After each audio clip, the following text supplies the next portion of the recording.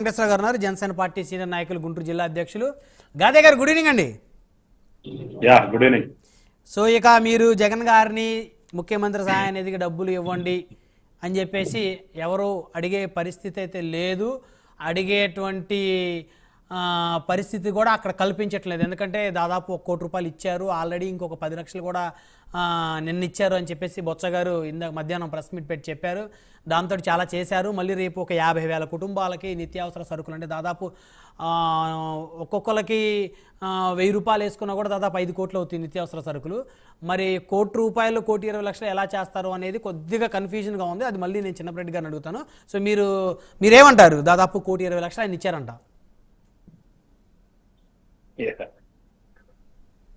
మీకు అలానే సీతారామ గారికి, సోదరుడు చిన్నప్పరెడ్డికి నమస్కారం. చిన్నప్పరెడ్డి ఇబ్బంది మీరు గమనించారు కదా, మాట్లాడటానికి ఎంత ఇబ్బంది పడుతున్నాడో. తప్పట్లా పార్టీలో ఉన్నాడు, అభిమాని, జగన్ అభిమాని. అందుకనే పాపం ఎక్కడ బయట ఉన్నట్టున్నాడు సోదరుడు. అందుకని వెనక ఫోటో అతికించాడు. క్లియర్ మనకు అర్థమవుతుంది చూడండి, ఫోటో కూడా వెనక పెట్టుకున్నాడు. తప్పని పరిస్థితిలో చిన్నప్పరెడ్డికి ఏం చేయాలి పాల్పోక మాట్లాడుతున్నాడు చెప్తే, అసలు నేను ఏమంటానంటే, అసలు జగన్మోహన్ రెడ్డి గారు ఇచ్చే 1 కోటి రూపాయలు ఎవడికి కావాలి ఇప్పుడు? వాళ్ళు ఒకసారి ముఖ్యమంత్రిగా చేసిన ఆయన, ప్రభుత్వం విధి విధానాలు తెలిసిన ఆయన, అంతకు మించి ఇప్పుడు మీరు ఇందాక చూపించారు కదా మాట్లాడిన వ్యక్తిని. ఆ మాట్లాడిన వ్యక్తి ఎప్పటి నుంచి ఉన్నాడు రాజకీయాల్లో? 30 years ఇండస్ట్రీ అయింది. 1999లోనే ఎంపీ అయినా. ఎన్ని విపత్తులు చూశాడు. అవును, కాంగ్రెస్ గవర్నమెంట్ లో ఉన్నాడు, తర్వాత అప్పుడు మంత్రి చేశాడు, తర్వాత మంత్రి చేశాడు, ముఖ్యమంత్రి స్థాయి వరకు వెళ్ళాడు ఆయన. ముఖ్యమంత్రి కూడా వెళ్ళి ఒకనొక ఎవరు మన రాజశేఖర రెడ్డి గారు చనిపోయిన తర్వాత ముఖ్యమంత్రి స్థాయికి వెళ్ళి దిగి వచ్చినటువంటి వ్యక్తి ఏం మాట్లాడతాడు వచ్చి కూర్చుని? అందుకే నేను అంటున్నా మాట, ఎవరికి కావాల్సిన 1 కోటి రూపాయలు? ఈ రాష్ట్ర ప్రజలు మిమ్మల్ని నన్ను అడిగారా? అసలు ఈ రాష్ట్ర ప్రజలు ఎవరైనా జగన్మోహన్ రెడ్డి గారు సందా ఇవ్వమని అడిగే పరిస్థితిలో ఉన్నారా? మీరు గతంలో చూసుకుందాం, మనం ఎప్పుడైనా కుటుంబానికి దాన ధర్మాలు చేసినటువంటి చరిత్ర ఉందా అండి ఎప్పుడన్నా? అంటే రాజారెడ్డి గారి దగ్గర నుంచి కూడా పులివెందుల పరిసర ప్రాంతాల్లో అందరినీ వాళ్ళే పెంచి పోషించేవారంట కదా సార్? నాకైతే తెలీదు, చిన్నప్పరెడ్డి గారు చెప్పాలి. ఇప్పుడు రాజశేఖర రెడ్డి గారు అంటే ఈ రాష్ట్రంలో, ఉమ్మడి రాష్ట్రంలో ప్రతి ఒక్కరికి గౌరవమే. అవును, అసలు ఆ చకం వేరు. అవును, ఆ మనిషి వేరు, ఆ చకం వేరు. అవును, ఆయన ఉన్నప్పుడు ఇచ్చాడా లేదని కూడా ఎవరు మాట్లాడరు అసలు ఆయన గురించి. అవును, ఆ చకం అయిపోయింది. అయిపోయిన తర్వాత ఈ జగన్మోహన్ రెడ్డి గారు అనే వ్యక్తి వచ్చిన తర్వాత 2004 దగ్గర నుంచి ఇప్పటి వరకు చూసుకుంటే ఈ రాష్ట్రంలో, ఈ రాష్ట్ర సంపద, మళ్ళా చెప్తున్నా, ఈ రాష్ట్రంలో ఉన్నటువంటి ప్రజలకు చెందవలసినటువంటి సంపదను ఏ రకంగా దోసి ఎంత సంపాదించాడు అనేది ప్రతి కుగ్రామంలో ఉన్నటువంటి ఇవాళ టీవీ చూస్తున్న ప్రతి వ్యక్తికి తెలుసు. మళ్ళా చెప్తున్నా, ఈ రాష్ట్ర సంపదనే ఏ రకంగా దోసుకున్నాడు అనేది ప్రతి గ్రామంలో ఉన్నటువంటి ప్రతి వ్యక్తికి కూడా టీవీ న్యూస్ చూస్తున్నట్టు ప్రతి ఒక్కరు తెలుసు. ఈ రాష్ట్ర ప్రజల సంపద దొక్కేసి నువ్వు ఏనాడని ఇచ్చావు? నువ్వు కెలామిటీలు వచ్చినప్పుడు ఇంత ముందు ఇచ్చిన చరిత్ర ఏమైనా ఉందా నీకు? ఒక పక్కన భారతీయ సిమెంట్స్ ఎక్కడిది? ఈ రాష్ట్ర సంపదే కదా. ఈ రాష్ట్ర సంపద నమ్ముకుని ఎలా 3,000 కోట్లు 4,000 కోట్ల టర్న్ వచ్చావు. సాక్షి పేపర్లు పెట్టావు.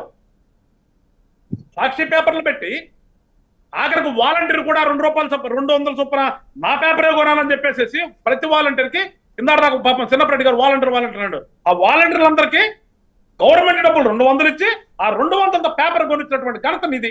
అదేవరు డబ్బులు? ప్రజల డబ్బే కదా. 2019 నాటికి ఎంత నీ టర్న్ ఓవర్ సాక్షిది? నువ్వు దిగిపోయే నాటికి ఎంత టర్న్ ఓవర్ అయింది? ఎక్కడ డబ్బులు ఇవన్నీ? లేదు, నువ్వు పెట్టే ప్రతి కంపెనీ ఉన్నాయి కదా, ఇంకా ఏమన్నా అన్ని ఎక్కడివి? ఈ ఆంధ్ర రాష్ట్రానికి సంబంధించినటువంటి బౌండరీస్ లో ఉన్నటువంటి సంపదే కదా. నువ్వు రూపాయి చారిటీ ఇచ్చిన సందర్భం ఉందా? అసలు వాళ్ళు ఎవరు ఎక్స్పెక్ట్ చేశారండి? నాకు నవ్వొచ్చింది ఏంటంటే, అసలు జగన్మోహన్ రెడ్డి గారు అనే వ్యక్తి మొన్న జరిగినటువంటి వరదలకి ఏదో దానం చేస్తాడని ఎవరు ఎక్స్పెక్ట్ చేశారు? అసలు ఏదో పాత ముఖ్యమంత్రి కాబట్టి బాగా దేవని ఒక మాట మాట్లాడాడు, అది రాదని ఆ రోజునే పెట్టారు కదా చాలా మంది సోషల్ మీడియాలో. ప్రకటించాడు కానీ ఎక్కడా 1 కోటి రూపాయలు అని చెప్పి చాలా మంది పెట్టారు కదా. తర్వాత ఇప్పుడు పాప ఈయన వచ్చాడు తుత్తు అనుకుంటూ వచ్చి మేము ఎందుకు ఇస్తాము? ఎవడు అడిగాడు అసలు? నిన్ను ఎవడేమన్నాడు? ఎవడని అడిగారా నిన్నేమన్నా? సీఎం సహాయ నిధి అనేది ఎందుకోసం ఉందో నీకు తెలియనటువంటి నువ్వు పెద్ద మనిషివి. నువ్వు వచ్చి వాళ్ళు చెప్పాలి మాకు మళ్ళా. అదే మేము ఎందుకు ఇస్తాం, ఇంతకాలం రాష్ట్ర ప్రభుత్వంలో రకరకాల పదవులు అనుభవించి రాష్ట్ర ప్రజల సొమ్ము తిన్నటువంటి ఈ పెద్ద మనిషి ఇవాళ ప్రెస్ మీట్ పెట్టి మేము ఎందుకు ఇస్తాం, మాకు మెకానిజం లేదా, ఇదా అని చెప్పాల్సింది. ఏం మెకానిజం ఉంటుంది? సీఎం సహాయ డబ్బులు ఎందుకు ఇస్తారు, ఏ పర్పస్ కోసం ఇస్తారు? మెకానిజం ఉండేది ఏంటి? మెకానిజం ఏముంది నీకు? మెకానిజం మేము ఇవ్వలేదన్నారు, పవన్ కళ్యాణ్ గారు ఇచ్చింది, మేమేమి తీసుకెళ్ళి ఇవ్వలేదే. పవన్ కళ్యాణ్ గారు ఇచ్చింది తీసుకెళ్లి పంచాయతీ ప్రెసిడెంట్ కప్పు చెప్పామండి. ఇందాక మాట్లాడుతున్నాడు మా ప్రెస్ మీట్ లేదు, వాళ్ళకు ఉంది కాబట్టి వాళ్ళు ఇచ్చారని. మేమేమీ లేదా, మేము అన్ని కూడా డబ్బులన్నీ కూడా ప్రతి పంచాయతీకి ఏదైతే 400 పంచాయతీలు ఐడెంటిఫై చేసామో పంచాయతీ అకౌంట్కి వెళ్ళి డబ్బులు ఆయన అకౌంట్ నుంచి పంచాయతీ అకౌంట్ డబ్బులు కొట్టాం. మేమేం తీసుకెళ్ళి ₹1,00,000 పంచాయతీలో ఖర్చు పెట్టలేదు మేము. ఇంకా మాట్లాడతాను కూడా నాకు కూడా అనిపిస్తుంది, ఇంత పెద్దాడు ఏమైనా మాట్లాడదామని నోరు చూద్దామంటే ఏమి తెలుసు అసలు వీళ్ళకి? ఈ రోజు కూడా తెలియదని నేను అనడానికి నేను సిగ్గుపడాలి. ఇంతకాలం మీరు 30 years నుంచి రాష్ట్రంలో ఉండి రకరకాల పదవులు అనిపించినటువంటి వ్యక్తి ఏమీ తెలియదని నేను సిగ్గుపడాలి.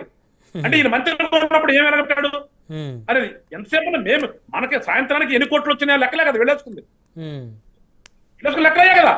ఇప్పుడు ఏదో చిన్నప్పటి గారు పాపం ఏదో ఇబ్బంది పడతా చెప్తున్నాడు, ఏదో పరిస్థితులు వాళ్ళు చూసంటే చెల్లించిపోయారంట.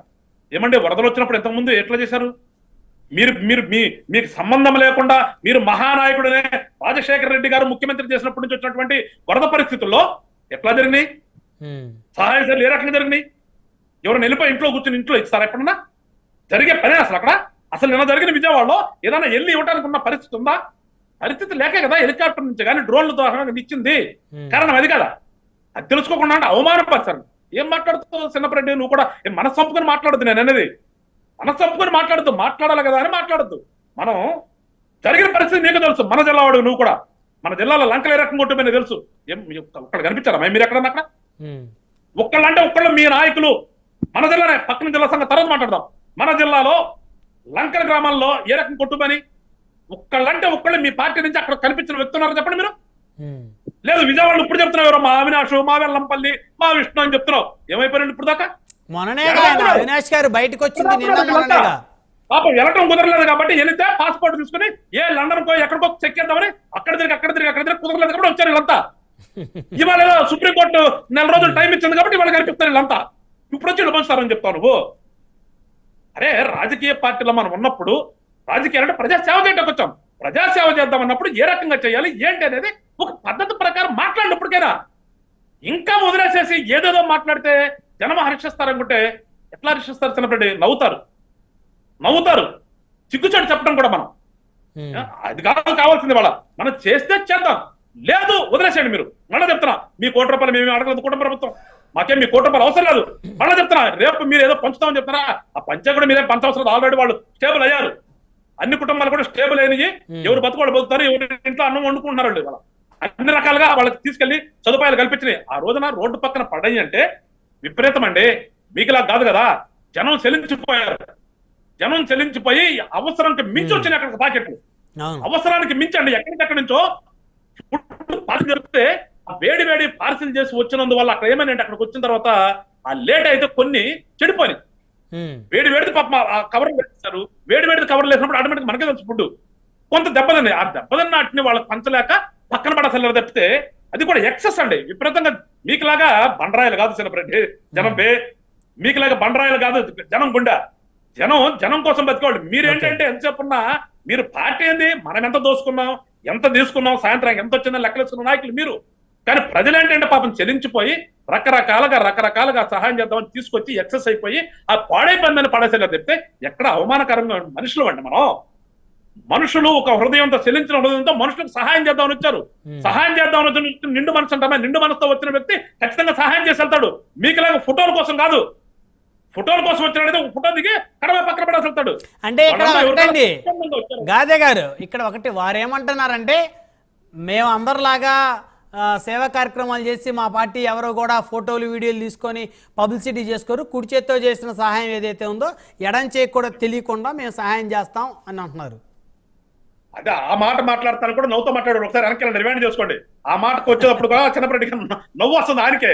ఆయన చెప్పే మాటకి ఆయనకే నవ్వు వస్తుంది. కుడి చేత చేసి ఎడం చేతికి చేస్తారు లేదా ప్రజలందరూ తెలుసు. ఏమనేది ఎంత పబ్లిసిటీ పిచ్చుందో లేదో మనకు తెలుసు. అక్కడ కనిపించిన గోడకెళ్ళి రంగేసింది ఎవరు తెలుసు. కానీ ఆఖరికి పొలాల్లో కూడా తీసుకెళ్లి ఆ పేరు ఉండాలని పొలాల్లో పక్కన రాళ్ల మీద కూడా పేర్లు వేసుకున్నటువంటి మీరు వచ్చేసి పబ్లిసిటీ పిచ్చలేదంటే జనం పంపుతారండి. జనం నమ్ముతారు ఎవరన్నా? ఎక్కడెక్కడ రంగులు వేశారు, ఎక్కడెక్కడ పేర్లు దక్కించుకున్నారు అనేది ఎవరు తెలీదు. పబ్లిసిటీ పిచ్చలేదు మీరంటే ఎట్లా? మీ పేపర్లో ఫోటో కోసం ఎన్ని వందల కోట్లు మీ 4 సంవత్సరాల్లో ప్రజల డబ్బులు ఖర్చు పెట్టారు. అరే మీ ఒక్క పేపర్ కి 400 కోట్లు ఉంది కదా బిల్లు.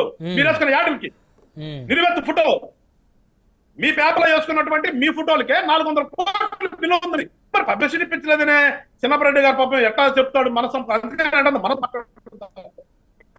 ఇప్పటికైనా సరే వైఎస్ఆర్ పార్టీలో ఉన్నటువంటి ఈ లీడర్లందరూ కూడా ప్రజాసేవ చేద్దామని ఒక మంచి ఆలోచించారండి. తప్పితే ఇంకా కూడా రాష్ట్రంలో ఏం మిగిలిందో ఆ మిగిలి ఉన్న దాన్ని దోషేసుకుందాము, ఏ రకంగా దోసుకోవాలి అనే ఆలోచనతో ఇంకా మీరు చేస్తే అంతకంటే దౌర్భాగ్యం ఇంకా ఉండదు. నేను అదే చెప్తున్నా. ఇప్పటికైనా మారండి అని చెప్తున్నా. మారండి, ఇప్పటికైనా మారి ప్రజల కోసం పనిచేద్దాం.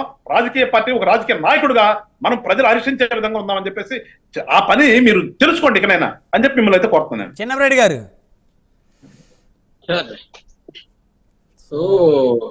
అదే వెంకటేశ్వర్లు గారు మాట్లాడుతూ నామినేటెడ్ పదవికి కావాల్సినటువంటి వ్యూహాత్మకమైనటువంటి జగన్మోహన్ రెడ్డి గారిని తిట్టడము, లేకపోతే బొత్స గారిని తిడితేనో పదవులు వస్తాయనుకొని ఆశపడి ఏది పడితే అది మాట్లాడితే అది గౌరవం.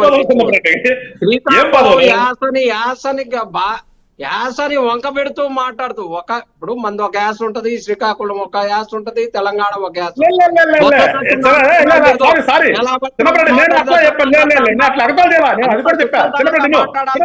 లేదు రికమెండ్ చేసే వాళ్ళు ఇంకో 4 సార్లు రిక్వెస్ట్ చేయించుకో.